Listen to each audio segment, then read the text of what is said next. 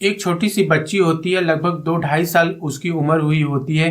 तभी उसकी माँ इस दुनिया को छोड़कर चली जाती है। अब पिता के कंधे पर पूरी घर की जिम्मेदारी और उस बच्ची की भी जिम्मेदारी होती है। कुछ समय निकलने के बाद उसके रिश्तेदार वगैरह कहते हैं कि तुम दूसरी शादी कर लो, इतनी अभी तुम्हारी उम्र नहीं है, तुम दूसरी शादी कर लो और उस बच्ची का भी ख्याल करने के लिए कोई चाहिए जो इतनी अभी छोटी है। ये सारी बातें सुनने के बाद पिता दूसरी शादी करने के लिए तैयार हो जाता है। अब जब दूसरी शादी के लिए लड़की खोजी जाती है, तब उनको एक लड़की मिलती है। उससे जब वो बात करते हैं तो वो कहती है कि मैं उस बेटी को अपनी बेटी बना कर रखूंगी, उसको अपने सर आंखों पर बिठा के रखूंगी, इस तरह की बातें वो कहती है। अब इससे वो खुश हो जाते हैं और कहते हैं कि ठीक है, मैं तुमसे शादी करने के लिए तैयार हूँ। राम राम, आदाब, सत श्री अकाल। मेरा नाम अमर है और आप देख रहे हैं क्राइम स्टोरी। आज की कहानी है एक सौतेली माँ की। माता सुनी कुमाता ना, जो आपने सुना होगा, ये आपको हकीकत इस कहानी में दिखता हुआ नजर आएगा। कलयुग की माँ कैसे अपने बेटी की जिंदगी को तबाह कर देती है, ये पूरी कहानी आज हम इस वीडियो में जानेंगे। केरला का एक मुस्लिम परिवार होता है। उसमें एक परिवार में एक लगभग 2.5 साल की एक बच्ची होती है। तभी उसकी माँ इस दुनिया को छोड़कर चली जाती है। अब पिता के सामने पूरी जिम्मेदारी होती है उस परिवार की, उस बच्ची की, और पूरी जिंदगी होती है। अब उसको निभाने के लिए उसके रिश्तेदार वगैरह कहते हैं कि तुम दूसरी शादी कर लो, लेकिन वो तैयार नहीं होता है कि बच्ची का भविष्य खराब हो जाएगा। लेकिन बार बार कहने पर, समझाने पर वो मान जाता है और लड़की देखना स्टार्ट कर देता है।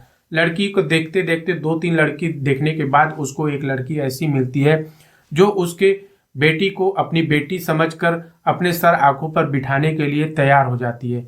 इन सब बातों को मंजूर करके उसका निकाह पढ़ा दिया जाता है और उस शादी के बाद दुल्हन अपने घर पे आती है। कुछ साल तक तो वो उसको अच्छी तरह, उसकी बेटी को मान सम्मान देती है, और कुछ समय बाद धीरे धीरे उसका व्यवहार बदलने लगता है। चिड़चिड़ापन उसके व्यवहार में आने लगता है उस बेटी के प्रति। अब उस छोटी सी बेटी को बार बार वो ताने देती थी, बार बार उसको मारती थी, खाना भी पूरी अच्छी तरह से उसको नहीं देती थी।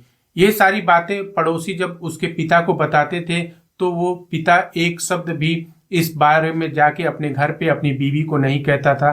पता नहीं क्यों, वो डर के मारे या कुछ उसने उसके साथ समझौता कर लिया था, ये चीजें स्पष्ट नहीं हो पाई। अब धीरे धीरे समय बीतता गया। लगभग 4-5 साल होने के बाद बेटी भी थोड़ी सयानी हो गई। अब माँ जो थी उसके ऊपर और ज्यादा प्रेशर देने लगी, उससे घर का काम भी करवाने लगी।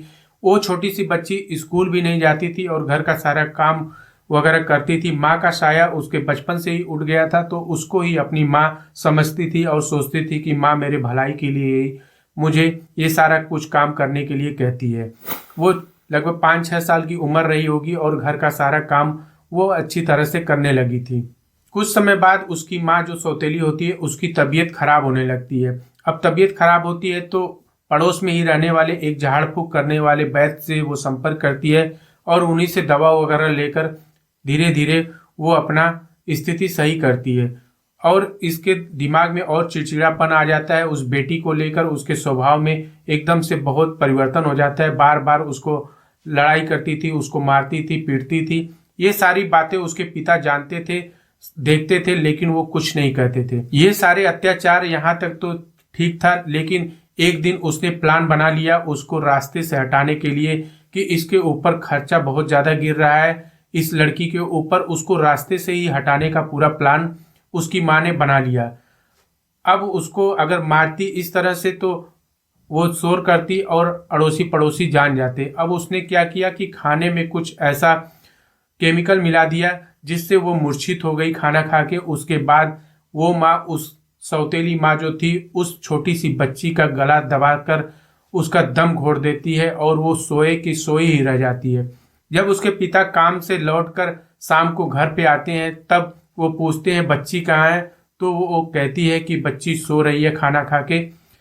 तब भी वो नहीं बताती है कि वो मर चुकी है या ऐसा कुछ नहीं बताती है। अब उसके पिता वो भी खाना खा के आराम से सो जाते हैं। सुबह उठते हैं तब तक बच्ची नहीं उठी होती है।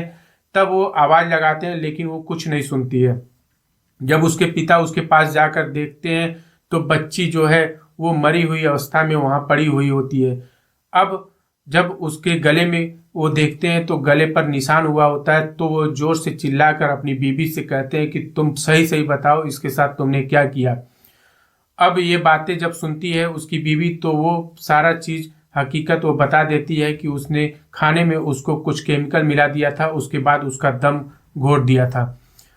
ये बातें जब सुनते हैं उसके पिता तो तुरंत वो पुलिस को फोन करते हैं और पुलिस वाले आकर उसकी बीवी को गिरफ्तार कर लेते हैं।